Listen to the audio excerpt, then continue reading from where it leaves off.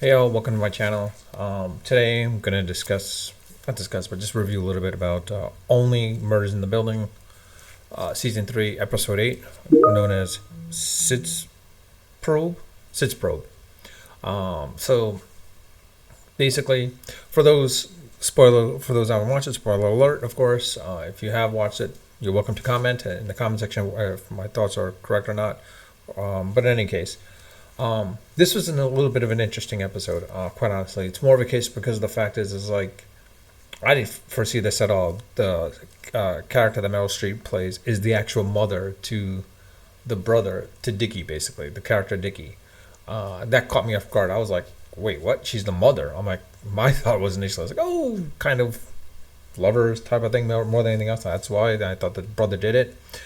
But now it's showing more of the case of the writers are doing another misdirection. It seems like basically to the point where like she admits she did it. When in reality, we know she didn't do it. I mean, I feel like she didn't do it because honestly, it seems one of those things where they try to the writers seem to misdirect, and they try to give you the factor or plot twist at the end of the episode. End of the series. In this case, it sounded more and more, looking like more and more like the brother, and the mother was taking the fall for it. Meryl Streep's character. Unless she knows intricate details of it, I doubt that's going to be the case. But the weird thing is like, my thing is, I don't think now the brother did it. I thought it was the brother. I was going for the brother, but then I realized it might not be the brother now because the fact is like, the show was pushing towards the brother a little bit, but it doesn't seem like it is. I have a feeling what it is. It might be, instead of the brother, it might be Tobert. I mean, he wasn't in this episode, but that would be something that would make more sense, quite honestly, more than anything else. Why? Here's the thing. Let's put it this way. Like I said, the show writers have a tendency to try to direct you or misdirect you into thinking it's this one person, basically. And this is coming from episode 2, where we initially thought it was going to be the Meryl Streep character, but it wasn't. But we're seeing now more and more it might not be the Meryl Streep character. We thought it was going to be the brother, but now it might not be the brother. So like the only thing is like they want to give you a plot twist of someone that you're not thinking of as being the possibility.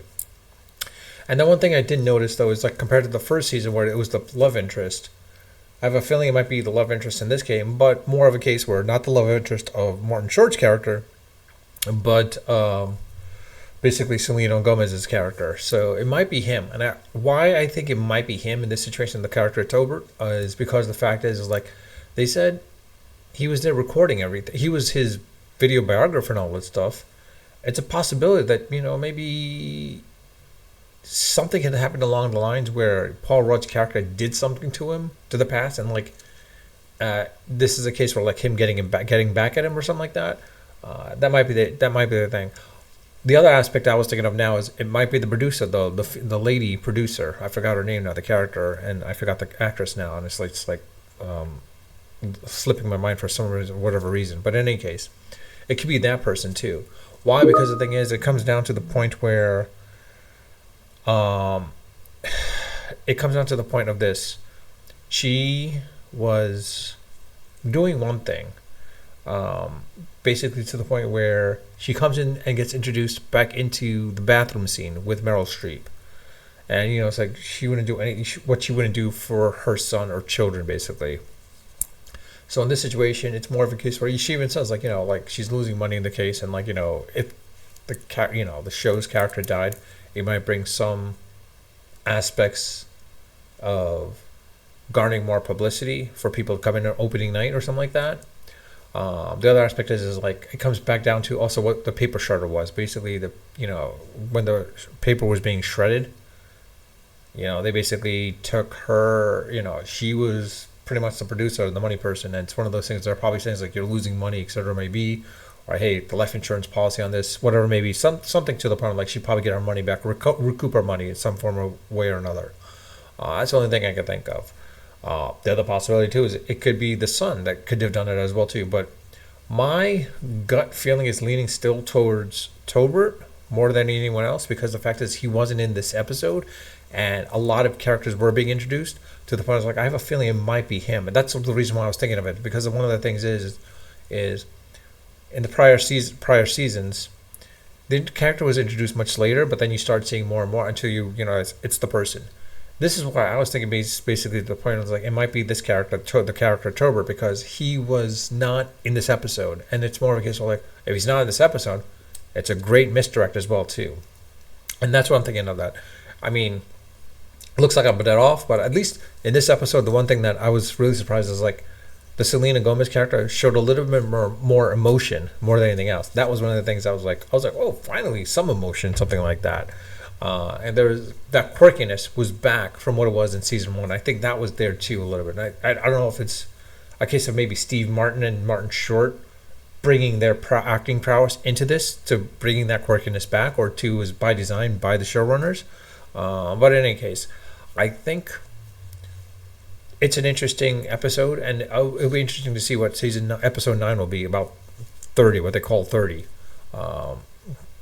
That'll be interesting to see how that works as well too. And like, you know, apparently in the situation of episode 9, apparently there's a bunch of stuff, bunch of suspects, bunch of theories, but they still have no actual prime suspect in place.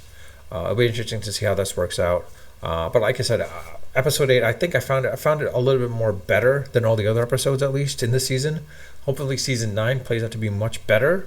I mean, not season 9, episode 9 plays out to be much better. But with that, I'll have to leave it at that. Let me know your thoughts. What do you think? Who do you think is the murderer or murderers in this Only Murders in the Building season 3?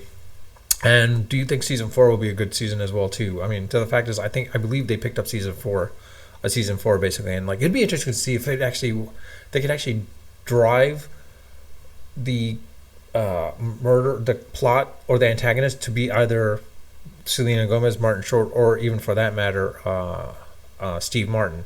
That'd be pretty funny if one of them actually were the murderers in season 4 to sort of end the season or end the series at that point as well too.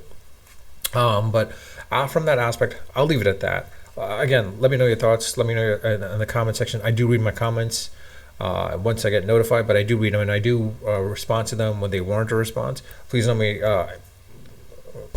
basically let me know your thoughts. Like, I would love to hear your theories about this as well too. And do you actually think season 3 is in line with or on par with season 2 and season 1 particularly, or is this one of those things where like maybe one more season they should just do one more season to end it because it's kind of waning away a little bit from what it was from season 1 or whatnot?